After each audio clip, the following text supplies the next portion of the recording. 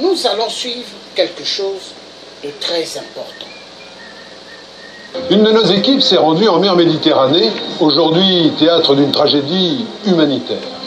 Depuis le continent africain, de nombreux migrants tentent en effet de rejoindre l'Europe à bord de fragiles embarcations. Une traversée de tous les dangers, mais il existe, malgré tout, l'espoir d'une rencontre solidaire.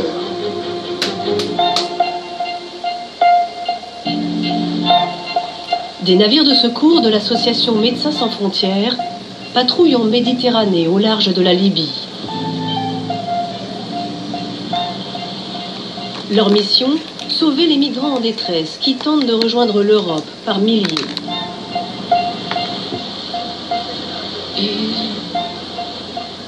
Aux commandes du Dignity One, Madeleine, une capitaine australienne.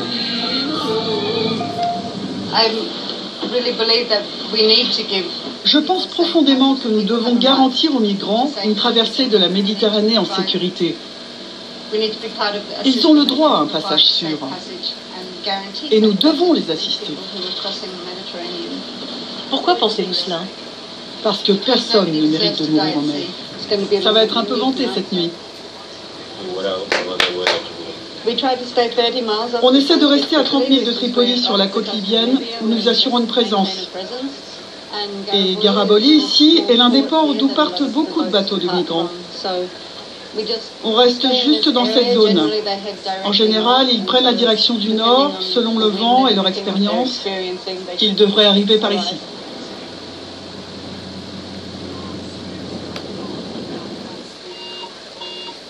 Le centre de secours de Rome vient de signaler un bateau en détresse.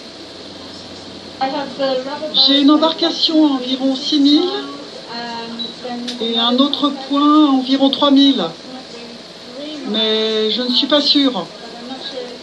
C'est votre hélicoptère qui est au-dessus de nous? La marine italienne a déjà un hélicoptère sur place. Madeleine est en contact avec eux. Il y a un bateau pneumatique devant nous.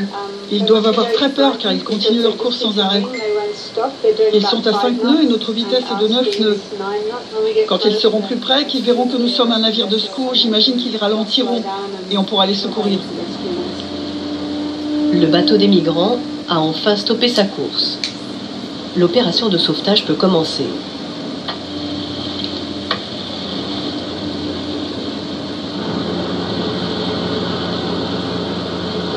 Bon. Nous allons revenir tout à l'heure sur les problèmes des migrants, parce que c'est important. Nous allons repartir au Maroc. Au Maroc, parce que c'est très très important. L'homme noir meurt. Il meurt dans l'océan Atlantique, il meurt dans la mer. Il meurt parce que la communauté internationale du son, ils aiment le son de l'être humain noir. Car l'esclavagisme, hier d'avoir eu à prendre nos parents, d'amener dans un seul chemin, ne leur suffit pas. Ils ont pris des esclaves, ils ont fait ce qu'ils voulaient. Mais maintenant, ce qu'ils veulent, c'est quoi? Tuer les êtres humains. Ils veulent immensément massacrer des êtres humains. Mais est-ce que c'est normal? C'est pas normal. La communauté internationale du son, elle extermine immensément parce qu'elle se dit qu'elle a le droit. C'est incroyable. Ce qui se passe, c'est aberrant. Mais est-ce que ça peut continuer? Je dis non. Nous allons rappeler le collègue.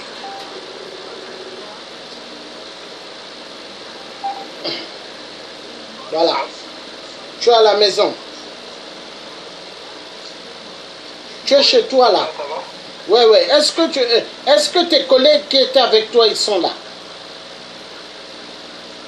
Non, il est parti, mais il va revenir après. Ah, d'accord.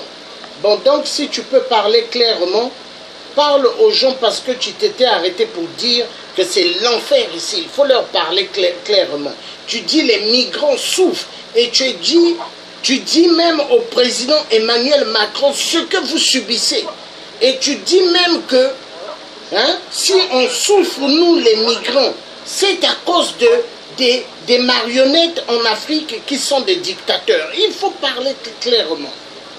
Comme nous sommes déjà... Prends le micro, tu mets comme ça. Parle avec le micro proprement. D'accord. Comme nous sommes déjà en ligne, pour ne pas que peut-être les gens se disent que ce sont des paroles qui ont été mises dans ma... Non, non, non. Toi, tu dis ce que toi, tu... Moi, je t'ai expliqué des choses. Toi, tu réfléchis comment tu vas parler. Il n'y a pas de soucis. Donc, je disais comme ça que ici, au Maroc, les migrants, même ceux-mêmes qui ne sont pas migrants, ils vivent l'enfer ici. L'enfer. On vit l'enfer ici. Tu as un problème, tu vas même à la police, on te dit de ramener ta de séjour avant. Les droits de l'homme même, pardon, ça n'existe pas, donc je ne peux pas parler de ça ici. D'emmener une carte de séjour avant qu'on te prenne en charge. On règle ton problème. Même si tu as une carte de séjour, ils vont essayer de traîner comment on appelle l'affaire, jusqu'à pour finir, toi-même tu seras fatigué, tu vas laisser tomber. Can you put this film off? Donc tu as un problème This avec machine. les Marocains, et que We tu can vas à take. la police. It's too hot. Lorsque vous arrivez à la police, on dit le Marocain d'abord. Et finalement, ils vont traîner l'affaire et toi-même, tu vas laisser l'affaire tranquille. Devant moi, il y a eu, comment on appelle, un petit garçon qui a craché sur une maman qui était ivoirienne. Et la fille de la maman, s'est plainte. Donc lorsqu'elle est venue pour parler au gars, comment on appelle, à la dame a pris le couteau. Tu sais où elle a mis le couteau? Elle a piqué ici, au niveau de l'œil. Au niveau de l'œil. C'est là qu'elle a piqué. Mais après, quand ils ont pris l'affaire, ils ont envoyé ça au commissariat. Ça, c'était à Casablanca.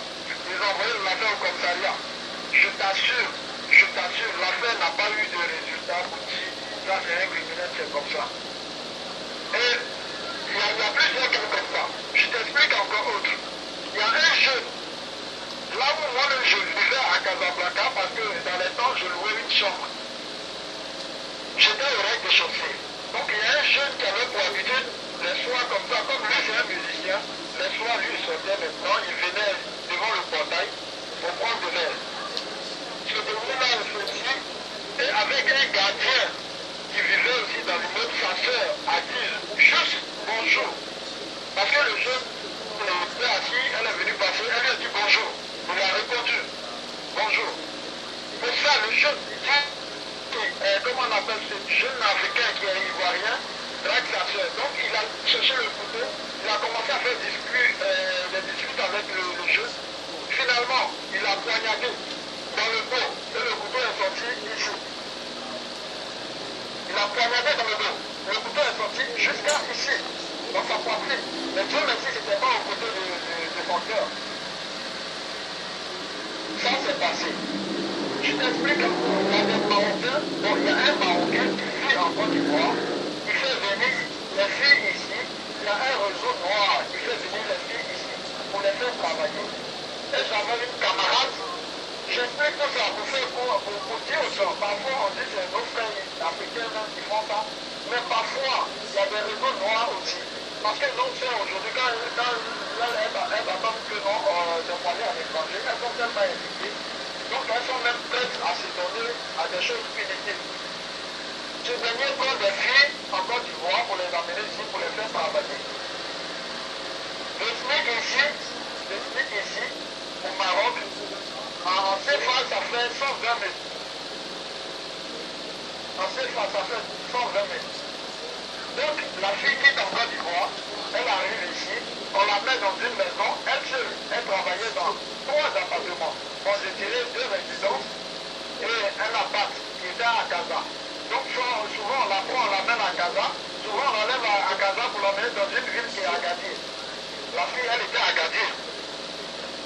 Et je cause avec elle, je demande à la fille comment elle est arrivée ici, parce que c'était sur le net, je ne la connaissais pas.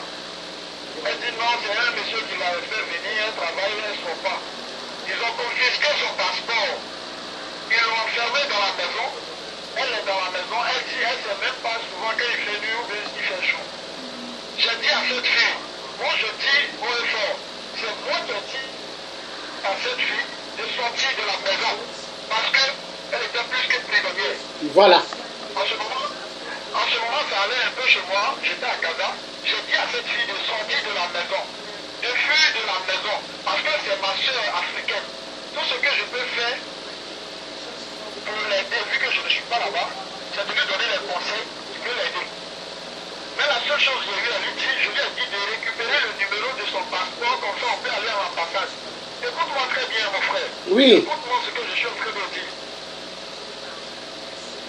Donc je lui ai dit de récupérer le numéro de son passeport, ou soit elle fait une photocopie de son passeport. Elle dit qu'elle n'a pas accès à son passeport. Donc elle va dire à l'une des filles marocaines avec qui elle pose dans la maison pour pouvoir prendre le passeport et elle va prendre juste la photo sur son appareil et puis elle va quitter maintenant la maison. Donc lorsqu'elle parlait, ils ont mis la fille sur écoute. Son téléphone était sur écoute. Tout le temps elle est dans la maison, toutes ses communications, tout ce qu'elle fait était suivi. Donc la fille, elle a su que, quand elle a fini de communiquer avec moi, ils ont su qu'elle voulait s'échapper.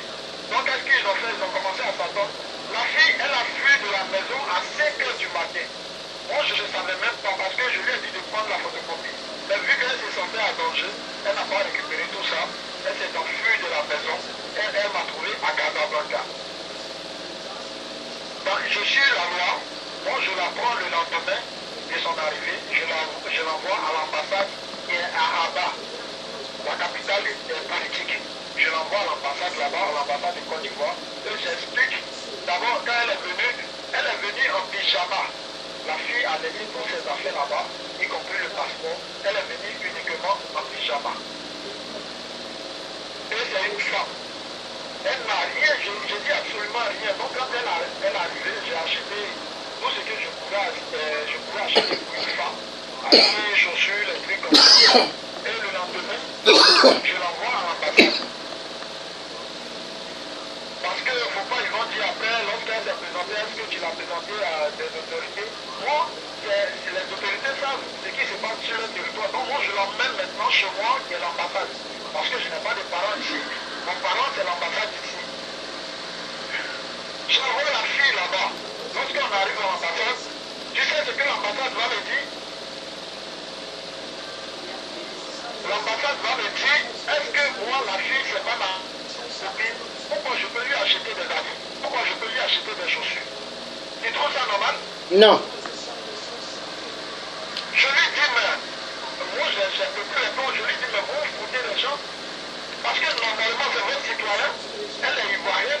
Si elle a un problème ici, c'est l'ambassade qui a le problème. Donc si nous aujourd'hui, vous ne savez pas, nous on lui porte soutien, on l'envoie vers vous ici, vous ne pouvez pas me laisser venir ma copine, c'est pourquoi je lui achète des caleçons, des habits et des chaussures.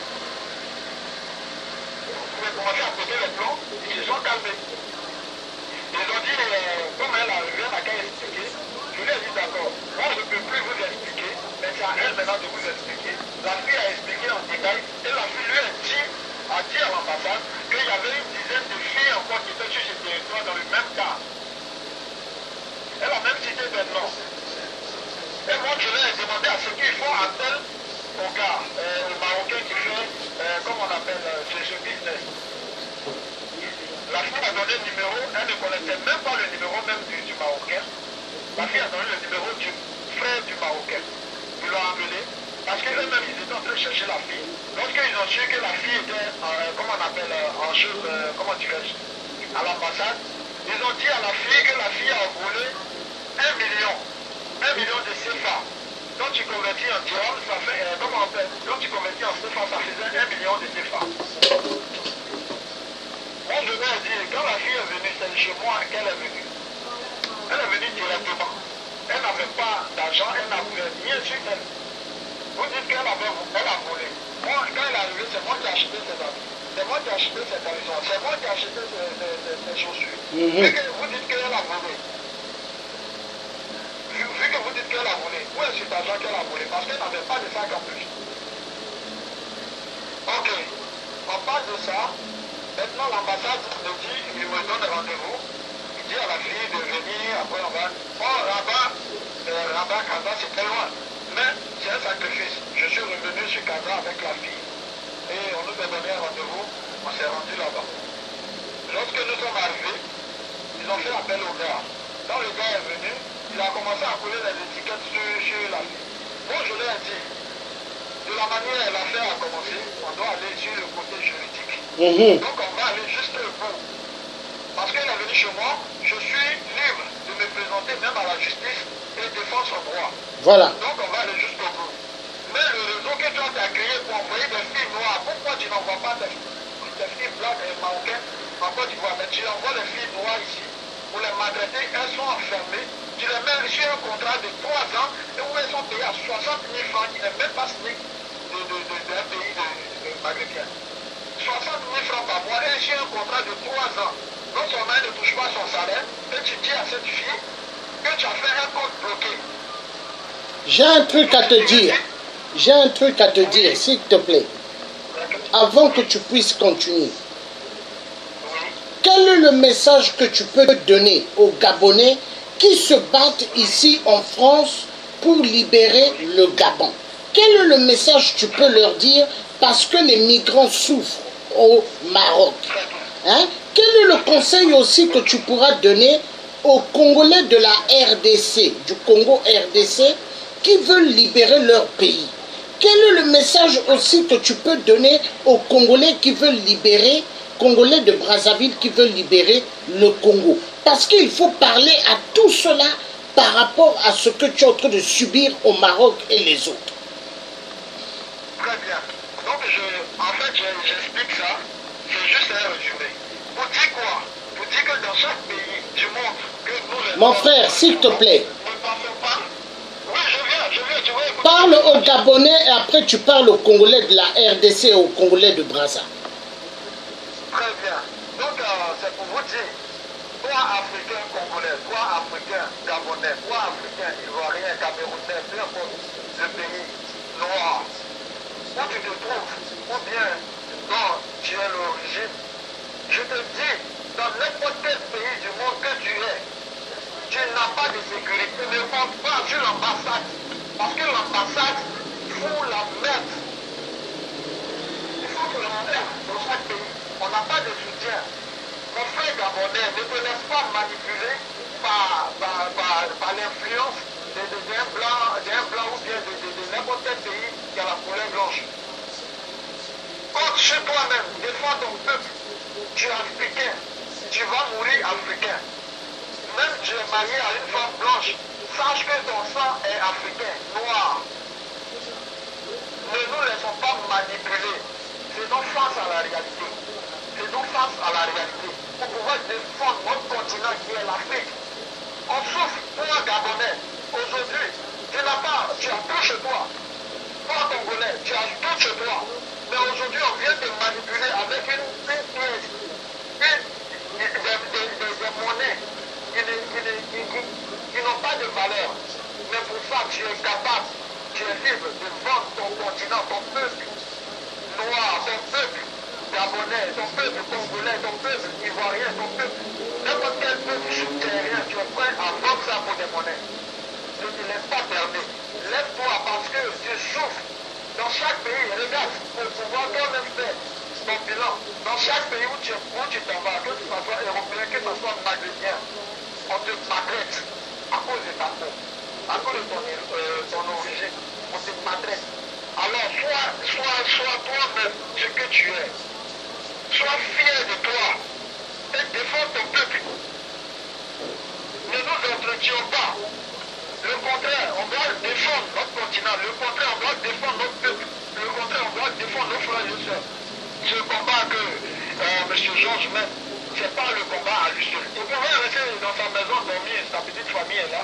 Mais aujourd'hui, ici, il se met devant les écrans. Pour vous galvaniser, pour vous dire, levez-vous. L'Afrique, ouvrez les yeux. Faisons face à ce qui se passe dans le monde entier. Faisons face à ce que nous subissons. Mais ce n'est pas pour autant parce qu'il te donne des conseils comme ça, tu vas venir vers lui. Quel est le conseil? Quel est le conseil que tu... Oui, je n'ai pas encore fini. Là, moi, je te dis africain.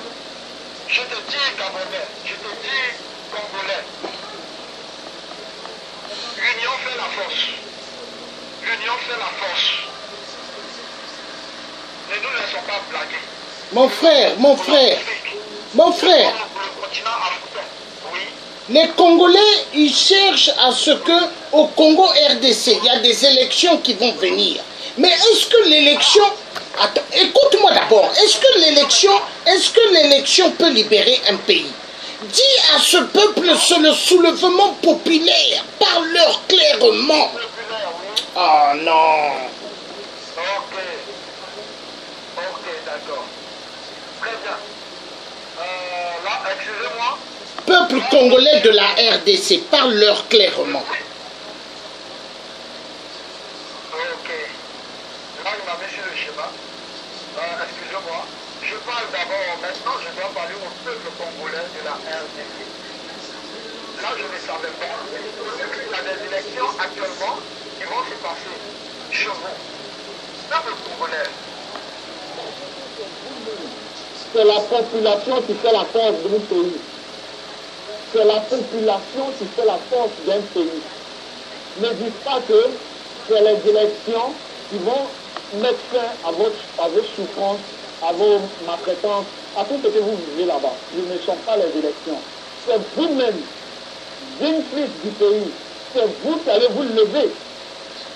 C'est vous qui allez vous lever pour combattre ce qui se passe, qui est négatif dans votre pays.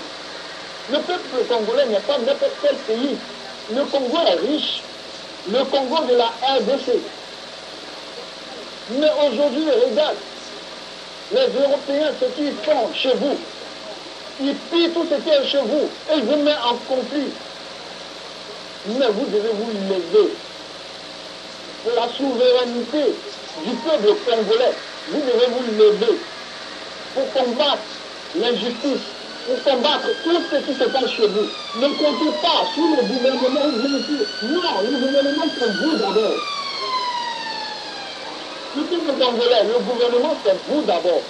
C'est parce que les dirigeants, ceux qui veulent gouverner, ils n'ont pas bien su gérer les choses qu'aujourd'hui il y a la guerre chez nous. Alors, aujourd'hui on ne doit pas se retourner d'abord. On dit la charité bien ordonnée commence par soi-même. Le peuple congolais, il faut qu'il y ait un soulèvement populaire. Si vous ne vous levez pas, si vous allez continuer à dormir, alors c'est vos enfants qui allez subir demain. Levez-vous parce que ce monde, sur cette terre, nous sommes tous de passage. Ce que vous allez laisser aujourd'hui, c'est ce que vos enfants vont manger demain. Ce que vos enfants, si vous avez laissé le mal, c'est ce mal-là que vos enfants vont vivre demain. Si vous vous êtes arrangé pour balayer tout, les enfants, quand ils vont venir, ils sauront comment ils vont s'organiser, comment ils vont marcher. Alors, peuple congolais de la RDC, ne vous laissez pas berner par les Européens, par les Asiatiques, ainsi de suite. Ouvrez les yeux, prenez les choses en face de vous. C'est ce que j'aimerais vous dire. Je vous dis merci, peuple congolais, et que la volonté de Dieu s'accomplisse sur la vie de tout chacun de nous. Je vous remercie. Quel est le message que tu peux dire aux Gabonais, des messages forts? Parce que les Gabonais, ils avaient eu des élections avant. Tout le temps, ils marchent ici à Paris. Quel est le message que tu peux leur dire pour libérer le Gabon? Parce que le pouvoir appartient au peuple. Très bien. Je pense que pour le Gabon, c'est la même chose. C'est le même message que j'ai lancé. Là où vous avez déjà fini les élections, le meilleur a gagné. Mais ça ne s'arrête pas là. Parce que c'est toujours vous, la population, qui avez le pouvoir en main. Sans vous, la population, le pouvoir en place ne peut gouverner. Parce qu'ils comptent sur vous. Vous aussi, vous comptez sur eux. Mais s'ils ne font pas bien le travail, ça sera toujours des problèmes. Alors, peuple aussi gabonais, je vous dis, réveillez-vous de votre sommeil. Réveillez-vous. Prenez chaque chose du bon côté. Prenez la vie du bon côté. Celui qui est dans le négatif, vous pouvez l'amener à la lumière. Pas seulement de se tuer, s'entretuer ou bien... Non, ce n'est pas ça la solution. Si tu dois tuer ton prochain pour qu'il meure, pour que toi tu gouvernes, ça tu n'es pas un politicien, je ne sais pas, tu n'es pas un être humain. Mais tu dois amener à la raison. Et c'est cette raison que mon frère Georges utilise pour venir vers vous. Vous l'insultez, vous dites ce que vous voulez. Mais le combat, quand on parle du combat, c'est le meilleur qui gagne toujours. C'est le meilleur qui gagne toujours. Donc vous devez aussi vous lever. Vous devez vous lever pour dire non à l'injustice, pour dire non à la maltraitance, pour dire non à tous ceux qui pillent le pays, surtout l'armée française qui est un peu partout. Si vous ne vous levez pas, nous Africains, si on ne se lève pas, un beau matin, on va se réveiller avec du pétrole sur le dos et du feu. Donc peuple gabonais, là je vous exhorte de se réveiller, de se réveiller. L'Afrique au-dessus de vous, l'Afrique noire au-dessus de vous. Je ne parle pas des Maghrébins, qui nous tuent dans chaque pays, qui nous tuent dans chaque continent. Même en Europe, qui nous tuent encore là-bas. Je ne parle pas d'eux, je parle du peuple noir. Je parle du peuple noir. Levons-nous. Je vous remercie. Merci. Bon, donc là-bas au Maroc, est-ce que tu as déjà vu des Congolais migrants au Maroc? Il y en a? Oui. Des Congolais migrants, des Gabonais, il y en a? Oui. Camerounais? Oui, oui. J'ai des amis congolais, camerounais, gabonais, pardon. Qui sont, bon. Donc je vais placer le téléphone sur l'écran, comme ça tu puisses dire oui. Que il y a des Gabonais, des Congolais, des Camerounais au Maroc. Il faut parler, s'il te plaît. Oui, bien sûr. Oui, ça c'est très important. C'est un point que je dois toucher. Parce que je vous dis aujourd'hui, quand on parle de l'Afrique, on parle du Congo, on parle de Camerounais, on parle de Gabonais. Ici au Maroc, il y en a plein. Il y en a plein qui sont ici pour les études, il y en a plein qui sont à la... Mais le micro à côté, le micro. Je vous assure. Ah là là. Ce que chaque noir subit ici, c'est ce que le Gabonais, le Camerounais, le Congolais, c'est ce qu'ils subissent ici. Il y a des cas plein qui se sont passés devant moi. Il y a plein de cas qui se sont passés devant moi. Si vous avez appris, tout dernièrement, il y a des Gabonais qui ont agressé. Il y a des Congolais qui ont été tabassés par des Marocains. Donc, ici, vous voyez tout ça. Vos frères, ma soeur noire, Congolais, Gabonais, Camerounais, je dirais Ivoiriens, c'est de se lever, main dans la main, pour combattre contre, aussi encore, je dis, contre l'injustice. Je remercie encore les frères et sœurs. Voilà, merci. Donc je vais mettre des images sur les migrants et après je mettrai les images que toi tu m'avais envoyées. Voilà. Voilà, les vidéos que je t'ai envoyées, oui. Il faut que tu les complètes. Oui, mais je mets d'abord les migrants dans l'eau, c'est important. Après, je montrerai tes vidéos que tu m'avais envoyées. D'accord, mais je t'ai expliqué pour ce qui s'est passé aujourd'hui, je t'ai expliqué ce qui s'est passé ici aujourd'hui. Mais je t'ai déjà expliqué. Aujourd'hui, il y a eu quoi? Voilà, pour des migrants qui sont situés au Maroc ici, qui ont traversé la Méditerranée, qui sont rentrés au-dessus de l'Espagne. Des migrants qui ont traversé la Méditerranée, qui sont arrivés sur l'Espagne, dans la marine, dans la mer de la marine espagnole. C'est même là les ont encore repris pour les envoyer au Maroc ici. Ils les ont ramenés ici au Maroc. Si vous avez attendu, il y a 120 personnes qui sont passées par la barrière, qui sont arrivées en Espagne.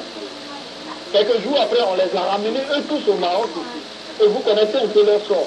Soit c'est la mort, soit c'est les blessures graves. Donc voilà ce que nous vivons ici. Il n'y a pas de sécurité. L'insécurité est ici. Nous sommes en danger.